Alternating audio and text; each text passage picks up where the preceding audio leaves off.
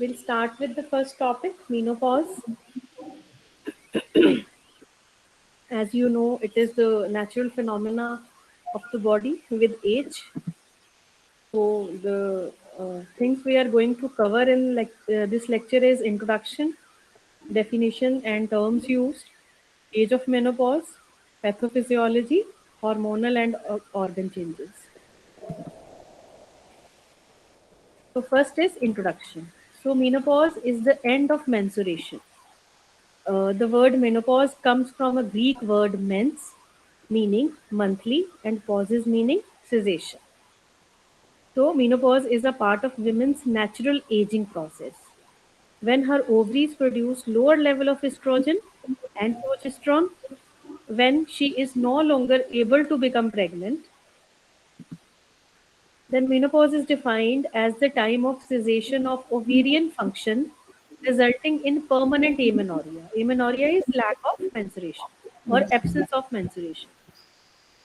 So it takes 12 months of amenorrhea to confirm that. आप लोग अपने ऑडियो ऑफ कर दो. Right. So it takes 12 months of amenorrhea to confirm that menopause has set in, and therefore there is a retrospective diagnosis. अगर 12 months जो हैं वो continuity के साथ amenorrhea में निकल जाते हैं, then we can say that menopause is confirmed. So the diagnosis is retrospective. We look backward to confirm the diagnosis of menopause. The clinical diagnosis is confirmed following stoppage of menstruation, that is amenorrhea, for 12 consecutive months without any other pathology. Okay, it should be a normal procedure. Only then we will call it the physiological menopause. Then there are some terms which are used like climacteric. It is a transition phase between reproductive and non-reproductive stage. So it may begin 2 to 3 years before menopause. Then what is perimenopause? It is a part of climacteric when the menopause cycle is likely to be irregular. ठीक है, जो थोड़ा सा irregularities जो हैं वो 2 to 3 years before आनी शुरू हो जाती हैं फीमेल के अंदर related to the menstruation. So this is called perimenopausal phase. Then postmenopause, it is the phase of life which comes after the menopause. Then premature menopause. What is premature menopause? Menopause occurs at or below 40 years. Then delayed menopause. If the menopause fails to occur even beyond 55 years, then we call it delayed menopause. Then age of menopause ranges between 45 to 55 years. The average age being 50 years. तो थोड़ा सा ये आगे पीछे shift होता है. As you can see कि menarche जो है गर्ल्स में वो आजकल जल्दी स्टार्ट हो जाती है. तो अगर मिनार्की जल्दी स्टार्ट होगी तो मीनोपॉज भी जल्दी आएगा. ठीक है, तो आजकल एवरेज मतलब एवरेज यहाँ 50 लिखा है, लेकिन मोस्टली केसेस में बिफोर 50 मीनोपॉज आजकल अचीव कर लेती हैं फीमेल. उसका एक ये भी रीज़न है कि जो मिनार्की है वो भी अर्ली स्टार्ट हो रही है. और इसके पीछे एज यू नो हमारी डाइट और के कुछ फैक्टर्स हैं जो इस तरह की जो नॉर्मेलिटीज हैं वो लेकर आ रहे हैं. Age at which menopause occurs is genetically determined. Then pathophysiology. During climacteric, ovarian activity declines. So initial ovulation fails, no corpus luteum forms, no progesterone secreted by the ovary. Premenopausal menstrual cycle are anovulatory and irregular. ठीक है, उसमें ovulation proper नहीं होता और cycle भी जो है वो इरेगुलर हो जाते हैं प्री मीनोपॉजल फेजेस के अंदर. वहीं से हमें इंडिकेशन मिलता है कि मीनोपॉज होने वाला है. Then later follicles also fail to develop, estrogenic activity is reduced, and endometrial atrophy leads to amenorrhea. ठीक है, धीरे धीरे ये सारी जो चेंजेस हैं ये आनी शुरू हो जाती हैं और ultimately it leads to amenorrhea. Cessation of ovarian activity and fall in estrogen levels cause a rebound increase in secretion of FSH and luteinizing hormone from anterior pituitary. ठीक है, एक्चुअली क्या होता है कि जब एस्ट्रोजन का लेवल कम होना शुरू हो जाता है तो FSH और जो ल्यूटिनाइजिंग हार्मोन है, ठीक है, ये स्टिमुलेट करेंगे और ओवरी को एस्ट्रोजन रिलीज करने के लिए, ठीक है। लेकिन उसमें क्या प्रॉब्लम है, क्योंकि फॉलिकल्स जो हैं they are fail to develop, और ये सारी जो चेंजेस हो रही हैं इस वजह से ओवरी जो है वो एस्ट्रोजन प्रोड्यूस नहीं कर पा रही। Then few years prior to menopause, along with depletion of ovarian follicles, the follicle is resistant to pituitary gonadotrophins and effectiveness of folliculogenesis is impaired. Follicles जो है वो mature होना बंद कर देते हैं. Then diminished estradiol production. Estradiol क्या है? ये estrogen का ही एक फॉर्म है. जैसे estrogen के 3 फॉर्म होते हैं, उसी में एक ये estradiol है. estradiol का काम होता है एक नॉर्मल साइकिल को मेंटेन करना. देन वो नहीं कर हो पाता क्योंकि जो इसका प्रोडक्शन है वो डिमिनिश होना शुरू हो जाता है. The significant fall in the level of serum estradiol from 50 to 300 pg per ml before menopause and 10 to 20 pg per ml after menopause. Then this decreases the negative feedback effect hypothalamo-pituitary axis resulting in increase in FSH. अब क्योंकि pituitary को ये message मिल रहा है कि ये सारी चीजें नहीं हो रही, उसने फिर यही करना है कि उसने FSH जो है उसको इंक्रीज करते रहना है, सो दैट ये सारी चेंजेस जो है ये स्टार्ट हो जाए. Then estradiol drops to optimum level, then no endometrial growth and absence of menstruation. Then estrogen following menopause, the predetermined estrogen is estrone. सबसे पहले जो बनता है वो estrone बनता है, उसके बाद बनता है estradiol. तो अब क्या हो रहा है? The serum level of estrone is higher than the estradiol. तो estradiol जो है वो कम बन रहा है, उसमें उसकी estradiol में कन्वर्जन कम हो रही है, इसलिए जो नॉर्मल साइकिल है वो मेंटेन नहीं हो रहा. Then androgens. There is 50% reduction in androgen production. The ovary also secretes small amounts of testosterone, which cause facial hair growth and change in voice. Obese patients convert more androgen into estrone, so there is more chance of endometrial hyperplasia and endometrial carcinoma. जैसे females में ये चीज होती है कि females who are obese, they are more prone to develop carcinoma of the uterus or any kind of abnormal growth in the uterus. Then progesterone.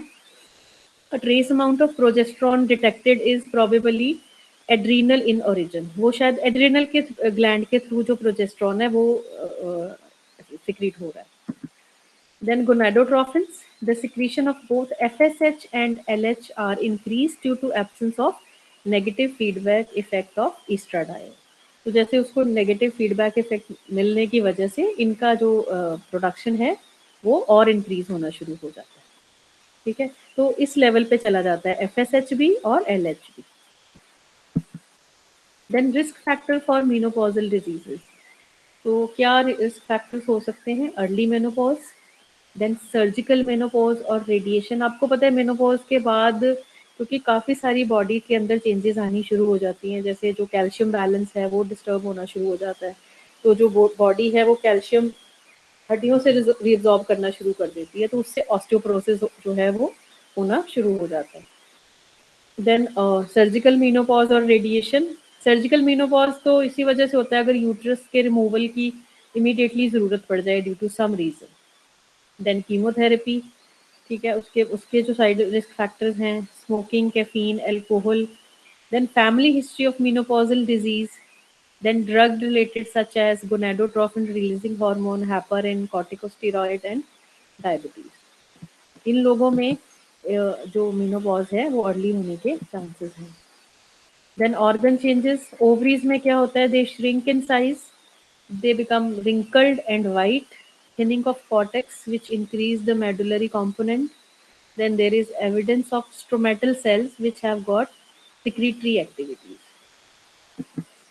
Then fallopian tubes में क्या होता है? They show feature of atrophy. The muscle coat becomes thinner and cilia disappears. आपको जैसे पता है कि fallopian tube जो होती है उसके अंदर cilia present होते हैं. तो आपको पता है कि जो स्पर्म और एग हैं वो फ्यूज करते हैं फेलोपियन ट्यूब के अंदर. ठीक है, उसके बाद due to this ciliary movement they this fused form, it is shifted into the uterus.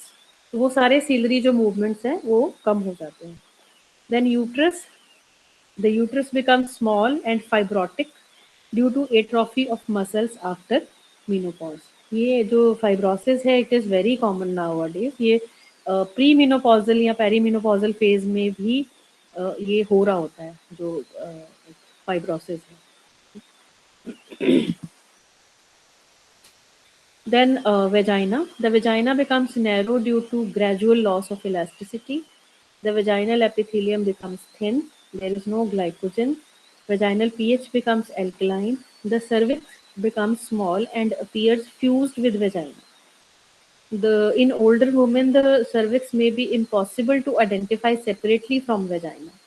The vagina and cervical discharge decreases in amount and later disappears completely. The vulva shows feature of atrophy. The labia becomes flattened. The end result of is narrow introitus. Introitus is opening of vagina. So skin of labia minora and vestibule becomes thin, pale, and dry.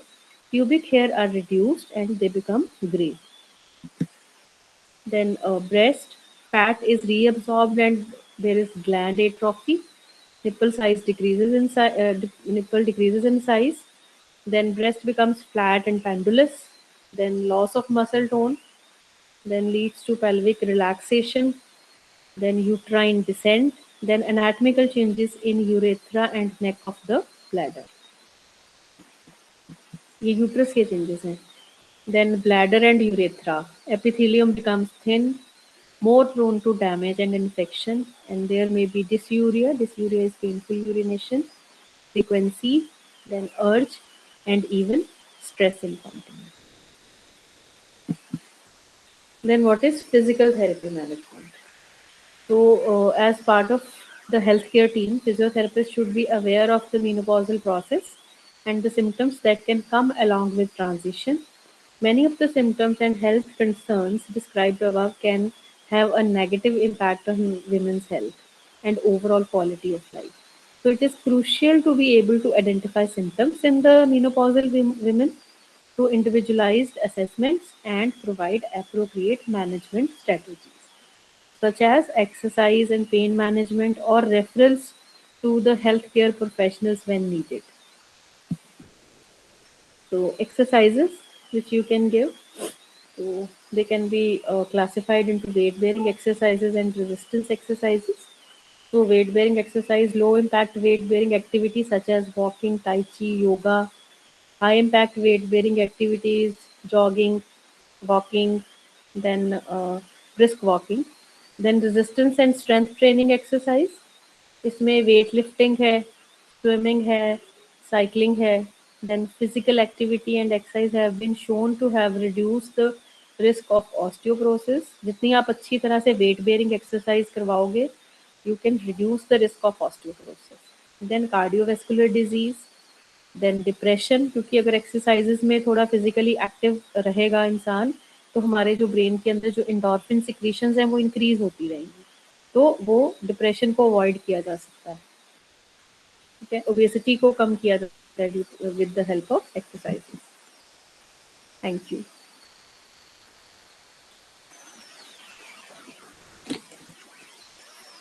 So our next topic would be urinary incontinence.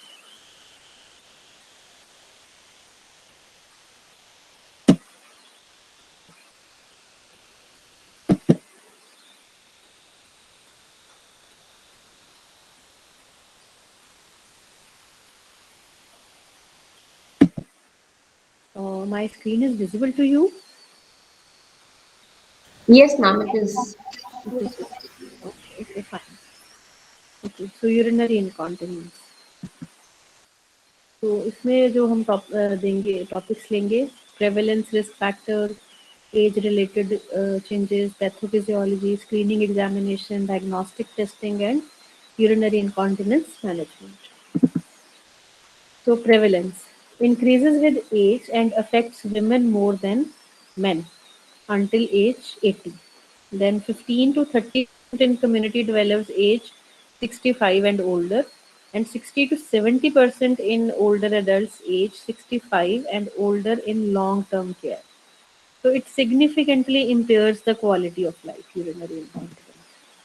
So what are the risk factors?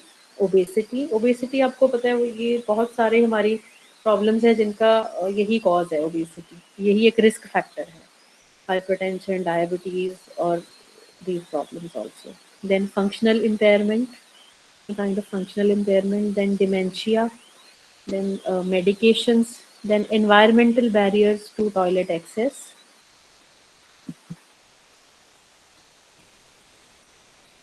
then age related changes in women. In addition to the physiological changes already discussed, क्योंकि वो दोनों में common है, female में भी और mail में भी. तो फीमेल में और जो चीजें हैं वो है यूरेथ्रल क्लोजर प्रेशर डिक्रीजेस. तो यूरेथ्रल क्लोजर प्रेशर होता है कि कितनी देर तक आप यूरिन को होल्ड कर पाते हो, किस प्रेशर तक. ठीक है. तो वो प्रेशर जब नॉर्मल से कम पे होल्ड करना शुरू कर देता है फीमेल, तो उससे ये पता चलता है कि वो उससे यूरिन जो लीकेज है वो स्टार्ट हो जाती है. Then vaginal mucosal atrophy. Vaginal में देयर इज थिनिंग ऑफ और there is dryness of the vaginal mucosa. तो उस वजह से जो फ्रीक्वेंसी ऑफ यूरिनेशन है वो इंक्रीज होना शुरू हो जाती है. Then age related changes in men. तो बेनाइन प्रोस्टेटिक हाइपरप्लेजिया और प्रोस्ट्रेट हाइपरट्रॉफी, आपको पता है मेल्स के अंदर यूरिनरी जो प्रॉब्लम्स है इसमें मेनली प्रोस्टेट एनलार्जमेंट जो है वो ही मेन कॉज बनता है. Then pathophysiology in urinary incontinence. इसमें first is your urge urinary incontinence. तो urge UI with detrusor over activity. ठीक है. In uninhibited bladder contraction.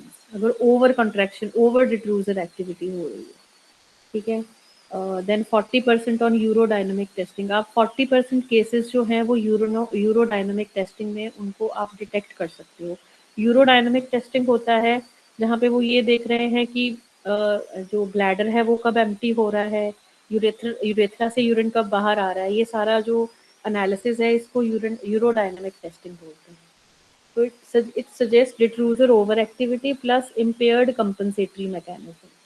इसमें कोई भी जो हमारे कंपनसेटरी, बिकॉज कभी भी हमें यूरिन अगर ज़्यादा देर तक होल्ड करना पड़े तो हमारे जो कंपनसेटरी मैकेनिज्म है वो भी हमें हेल्प करते हैं, लेकिन इन केसेस में वो एक्ट नहीं करते.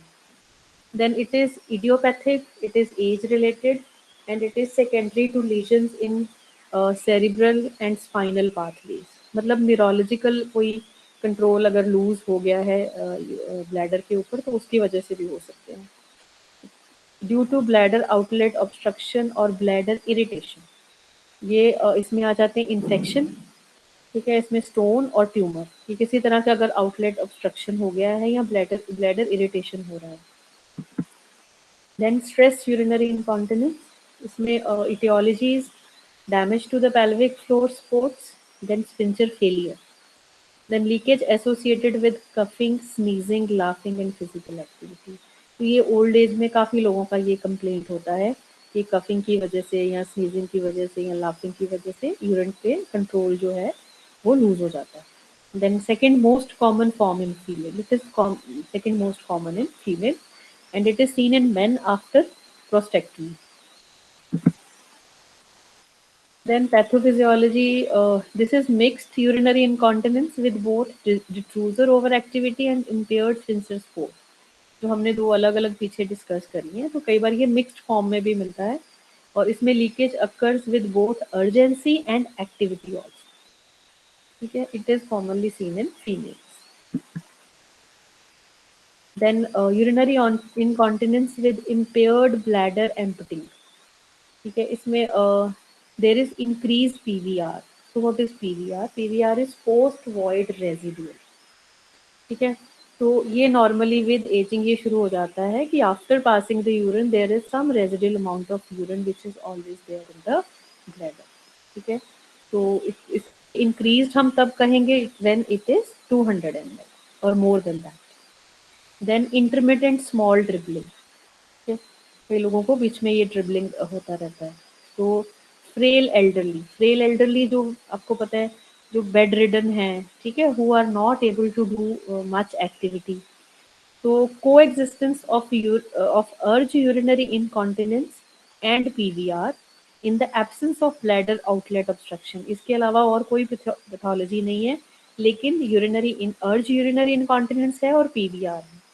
Plus detrusor hyperactivity with impaired contractility. ठीक है, ये दोनों आपस में मतलब इक्वली एग्जिस्ट करते हैं फ्रेल जो एल्डरली हैं उनके अंदर. मेन के अंदर प्रोस्टेट हाइपरट्रॉफी और विमेन के अंदर यूरेथ्रल सर्जिकल स्कारिंग और लार्ज साइटोसील और प्रोलैप्स. प्रोलैप्स की वजह से भी क्या होता है कि जो यूट्रस है वो नीचे शिफ्ट हो जाता है and it puts continuous pressure on the bladder. Then urinary incontinence screening and evaluation. तो मल्टीफैक्टोरियल इवैल्यूएशन, इसमें क्या होता है, कोमॉर्बिडिटी, मतलब other than the bladder problems और कौन कौन सी कोमॉर्बिडिटी है जो एग्जिस्ट कर रही है. देन फंक्शन, ठीक है, कि मतलब जो एक्सक्रीटरी सिस्टम है वो कितना फंक्शनल है. देन मेडिकेशन, कौन कौन सी मेडिकेशंस ले रहा है पेशेंट, क्योंकि कई बार ऐसा होता है कुछ डायूरेटिक्स पे जब होते हैं पेशेंट तो उस टाइम पे जो मतलब यूरिनरी आउटपुट है वो इंक्रीज होना शुरू हो जाता है. Then questions to ask: do you have any problems with bladder control? Do you have any problems making it to the bathroom or on time? And do you ever leak urine? इस तरह के questions जो हैं ये आपको help करेंगे to make a diagnosis. ठीक है, so there are some medications which are associated with urinary incontinence. So इसमें alpha adrenergic agonist, then ACE inhibitors, then anticholinergic, then antipsychotic. ये अब देखो तो सारी ऐसी ड्रग्स हैं जो एज फैक्टर की वजह से देनी पड़ती हैं, जैसे हाइपरटेंशन हो गया, ठीक है, उसकी वजह से, या कई बार कोई साइकोटिक चेंजेस आने शुरू हो जाते हैं उसकी वजह से ये देना पड़ते हैं, या कई बार हार्मोन थेरेपी देनी पड़ती है जैसे एस्ट्रोजन वगैरह है, नारकोटिक्स हैं, नसेट्स हैं, डायूरेटिक्स हैं, ठीक है. समटाइम्स आपको सिडेटिव हिप्नोटिक्स ये भी देने पड़ते हैं क्योंकि कई बार पेशेंट ओल्ड एज में आके हाइपोकॉन्ड्रियक हो जाते हैं, मतलब they are they feel fear of death, तो इस वजह से they become hypochondriac.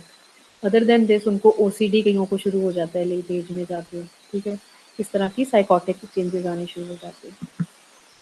Then urinary incontinence red flags. तो एब्रप्ट ऑनसेट, ठीक है, ये एक रेड फ्लैग है कि अब्रप्ट ऑनसेट नहीं होना चाहिए, इसमें इसके पीछे कोई मेजर पैथोलॉजी हो सकती है, नहीं तो इनकॉन्टिनेंस जो होगी वो स्लोली डेवलप होगी.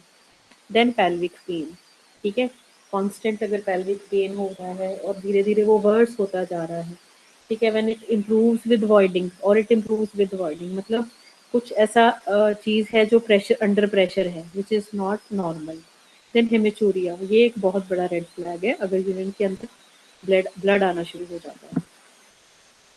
देन फिजिकल एग्जामिनेशन, उसमें रेक्टल एग्जामिनेशन है, you can look for any kind of masses, ठीक है, faecal loading, then prostate nodules और firmness.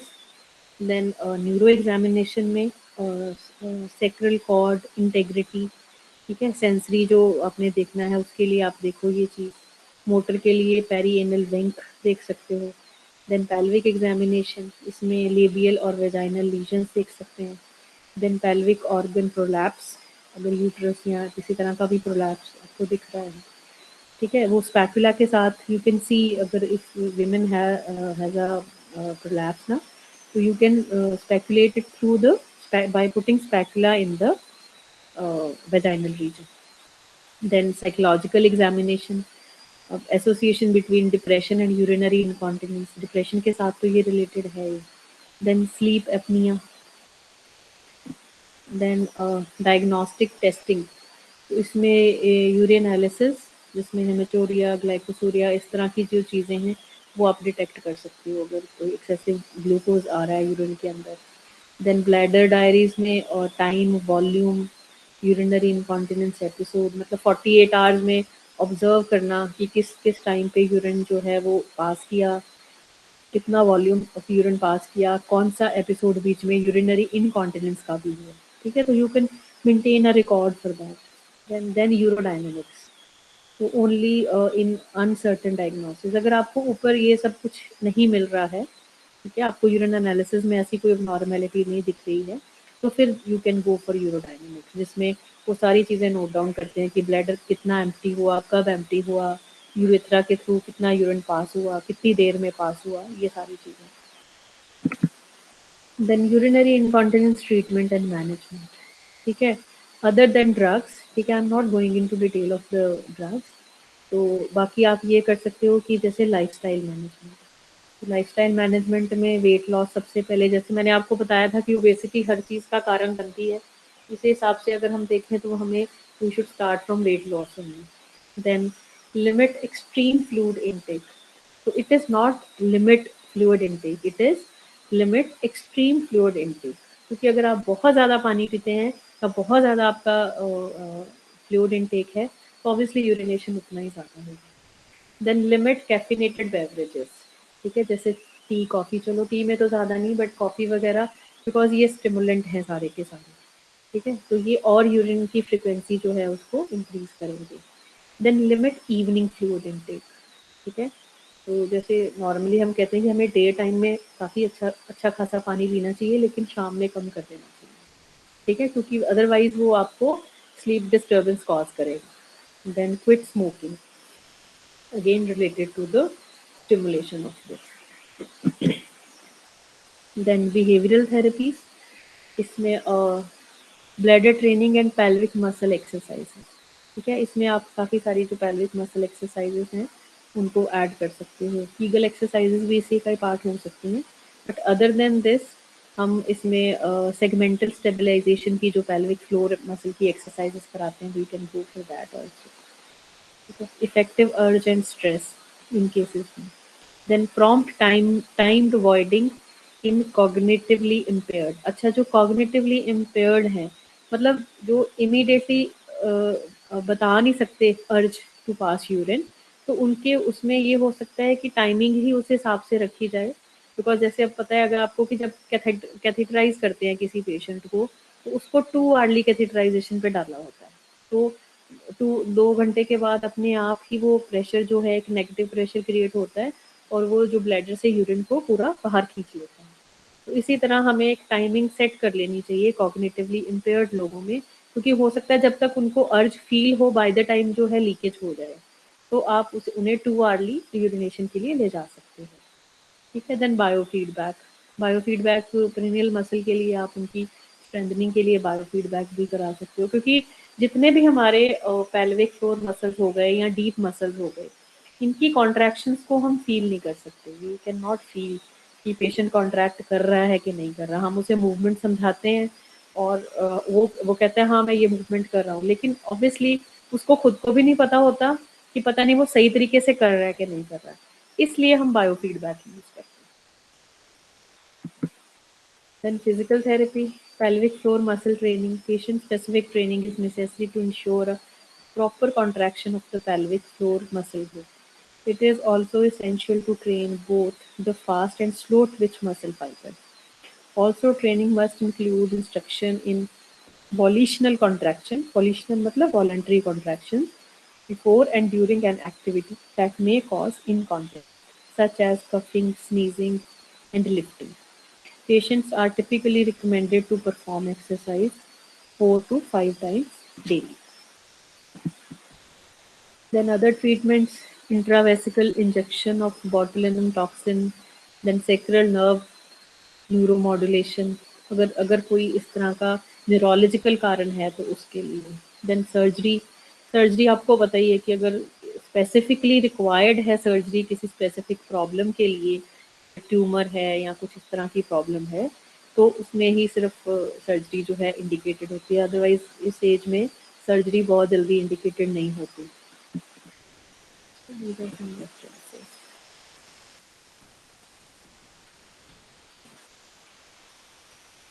Can be stop here?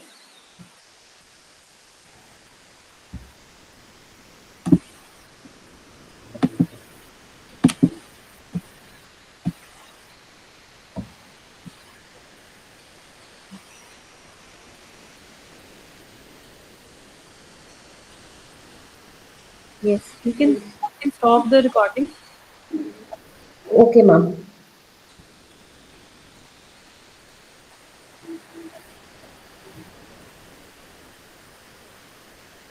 Initiated, ma'am. It's taking a minute. Okay, okay, no problem.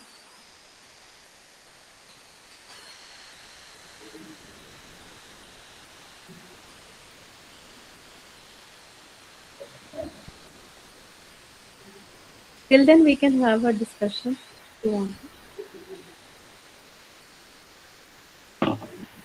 Yes.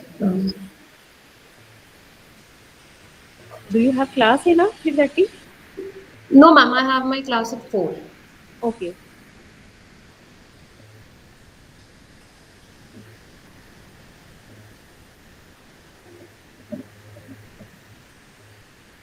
So I have talked to sir also regarding your further topic. So he's saying you can decide accordingly.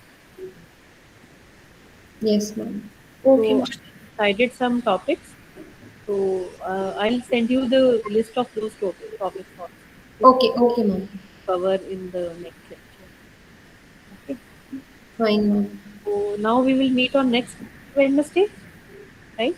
Yes, ma'am. The class is scheduled on Yes. Wednesday, Wednesday and from 3:30 to 5, I think. 3:30 to 5. Yes, ma'am.